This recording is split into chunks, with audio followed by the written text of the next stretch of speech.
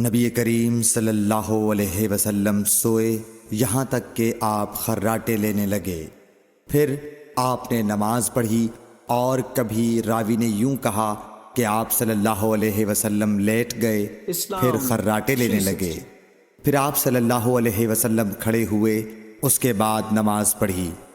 پھر سفیان نے ہم سے دوسری مرتبہ، ابن عباس رضی اللہ تعالی عنہ کہتے تھے کہ ایک مرتبہ میں نے اپنی خالہ ام المومنین حضرت میمونہ کے گھر رات گزاری تو میں نے دیکھا کہ رسول اللہ صلی اللہ علیہ وسلم رات کو اٹھے۔ جب تھوڑی رات باقی رہ گئی تو آپ صلی اللہ علیہ وسلم نے اٹھ کر ایک لٹکے ہوئے مشکیزے سے ہلکا سا وضو کیا۔ عمرو اس کا ہلکا پن اور معمولی ہونا بیان کرتے تھے، اور آپ کھڑے ہو کر نماز پڑھنے لگے تو میں نے بھی اسی طرح وضو کیا جس طرح آپ صلی اللہ علیہ وسلم نے کیا تھا، پھر آ کر آپ کے بائیں طرف کھڑا ہو گیا۔ اور کبھی سفیان نے ان یسارہ کے بجائے ان شمالہ کا لفظ کہا، مطلب دونوں کا ایک ہی ہے۔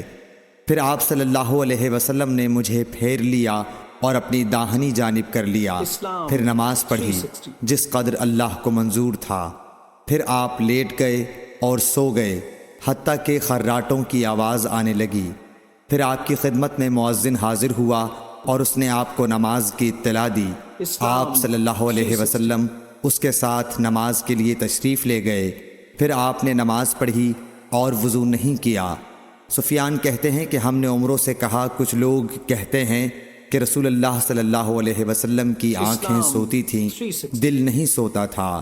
عمروں نے کہا، میں نے عبید بن عمیر سے سنا، وہ کہتے تھے کہ انبیاء علیہ السلام کے خواب بھی وہی ہوتے ہیں۔ پھر قرآن کی یہ آیت پڑھی، میں خواب میں دیکھتا ہوں کہ میں تجھے ذبح کر رہا ہوں۔ صحیح بخاری حدیث نمبر 138۔